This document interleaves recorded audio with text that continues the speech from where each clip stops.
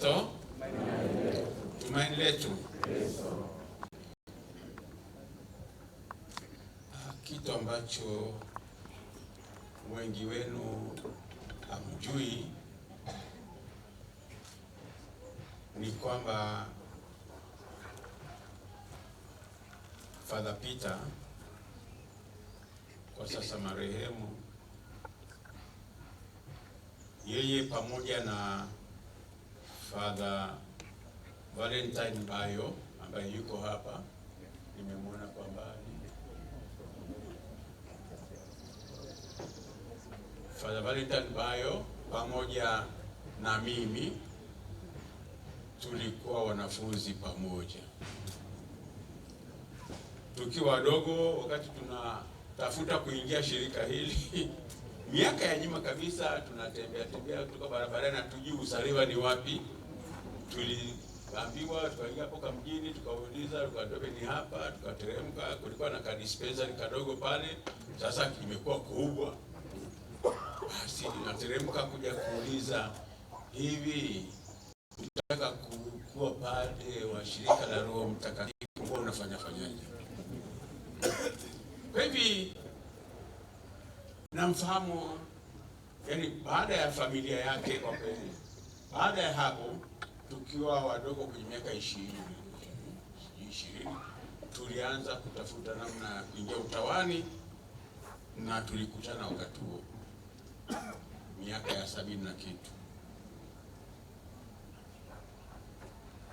Halafu tumesoma pamoja kwenye falsafa vyuo tofauti, lakini novisiati tukawa pamoja, na teolojia tauhidi takatifu kule Nairobi St. Thomas Aquinas tukasoma pamoja. Kila mtu huwa anajivunia shule aliyosoma awali, yani sekondari. Sasa tunamuuliza Father Peter, wewe ulisoma shule gani? Anasema Kilimanjaro Boys. Yani tulikuwa tunacheka, tunashaka, Kilimanjaro Boys ukaweza unakuja kukompete na sisi ambao tumesoma shule kubwa Maua. Kwa hivi kwa namna moja alikuwa anajisikia kwamba ni mdogo, labda ndio unyenyekevu wake. Lakini kitu cha ajabu, na hii ndio sifa ambayo napenda kuisema kwenu, Father Peter alikuwa na great determination, kule kutokubali kushindwa. Alipambana. Mwaka wa kwanza of course alikuwa haoni ndani. Lakini bwana, unashangaa mtu ambaye alikuwa haoni ndani. Mwaka wa pili, tunamwona nikidedea. Mwaka wa tatu anaanza kubana. Mwaka wa 4 ndio yani ndiye anaongoza darasani. Kwa hivi mimi namfahamu kama mpinzani mwenzangu. Mpinzani ambaye alipambana kwa kweli mpaka yani hizo achievement zote alivyofikia katika kusoma, lakini pia katika uchungaji, maisha ya kiroho, ni kweli kabisa. Lakini ni ile sifa ya kukazana, kutokubali kushindwa, kutokubali kwamba shule ya Kilimanjaro Boys iko nyuma ya zingine, na ameijengea Kilimanjaro Boys jina. Kwa hiyo wale ambao mlisoma Kilimanjaro Boys, hongereni sana. Kwani mwenzenu ameprove kwamba hata kitu kikubwa, kitu kizuri kinaweza kikatoka mahali ambao hutegemei. Ndivyo alivyokuwa Father Peter. Father Peter, asubuhi nilipofika tukaenda kumuona kwenye jeneza, amelala, hajiwezi. Mtu ambaye alikuwa anajiweza kwa kila jambo, lakini hajiwezi, amelala hivi. kwa kweli nililia machozi na mimi, kwani sio kwamba tu nilisoma pamoja naye, lakini pia tumefanya kazi pamoja kule Njiro. Na hicho alichosema mkuu wa shirika Father Florentine ni kweli kabisa, ni kweli kabisa, na mimi natoa ushuhuda wangu. Sasa nilikutana naye mwaka jana aliyotoka India. Basi kawaida ni mcheshi, ni mtu anatabasamu safi.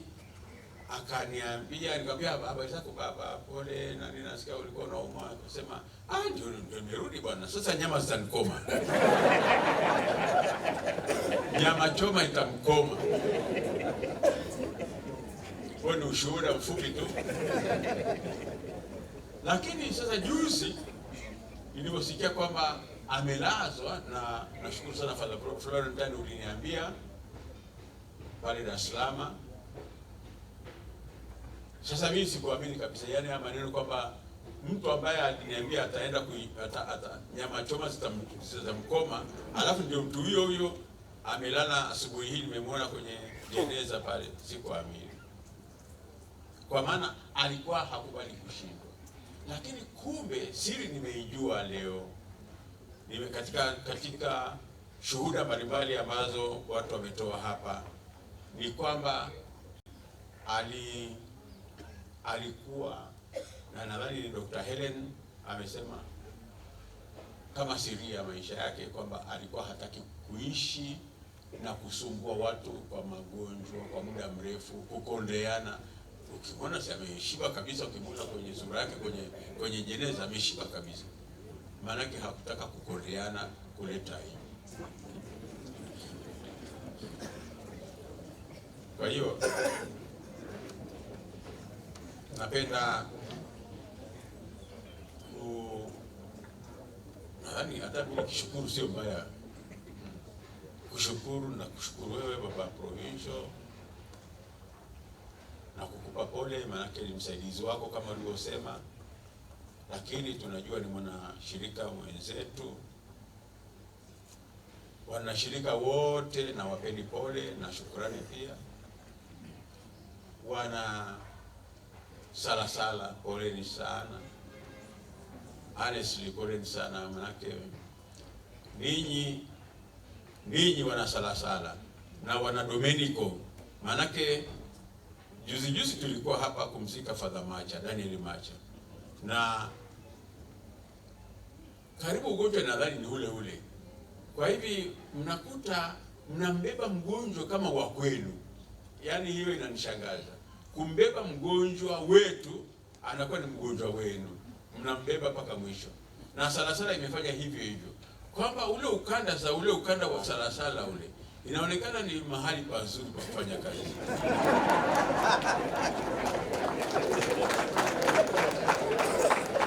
Inaonekana ni mahali pazuri pa kuchapa kazi. Sisi watawa, sisi wa misionari, kwani mnatuvumilia mpaka mwisho, mnatubeba mpaka kwenye jeneza. Asanteni sana. Wanafamilia, nadhani wengine tushakutana, kaka zake marehemu Father Peter. Wakati tunapata ushemasi kule Nairobi mlikuja, tunapata upadrisho pale Arusha mlikuwepo, nyumbani kwenu tumefika. Kwa hivi mimi naelewa pigo hilo ni pigo, kwa kweli pigo kubwa, lakini nashukuru yale maneno mlisema hapa, msema maneno ya imani kabisa, kwamba alifanya kazi yake, amefika mwisho na Mungu ameridhika naye. Sisi ni wanani tusiridhike naye? Sisi ni wanani tusiridhike na kazi ya Mwenyezi Mungu? Kwa hivyo mimi pia najisikia kumisi mwenzangu ambaye tulichapa kazi pamoja, tulisoma pamoja, tulikazana pamoja, tulicheza pamoja, tulikasirikiana pamoja. Hivyo vitu vipo, maana tulikuwa wadogo. Kwa hiyo kasirika nadhani ni jambo la kawaida kibinadamu. kushindana ili ushinde mwenzako uwe na namba nzuri zaidi darasani.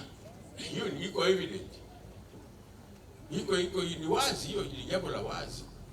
Lakini kinachonigusa ni kumwona, labda kuishi kwingi ni kuona mengi. Kwa hiyo nimeona mambo, kumwona mwenzako ambaye mlikuwa mnashindana darasani amelala kivile, inaumiza.